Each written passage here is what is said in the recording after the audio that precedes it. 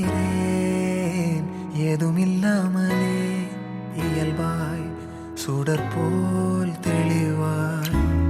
நானே இல்லாத ஆழத்தில் நான் வாழ்கிறேன் கண்ணாடியாய் பிறந்தே காண்கின்ற எல்லாமும் நான் ஆகிறேன் இரு காலின் இடையிலே உரசும் பூனையாய் வாழ்க்கை போதும் அடடா எதிர்காணும் யாவுமே தீண்ட தூண்டும் அழகா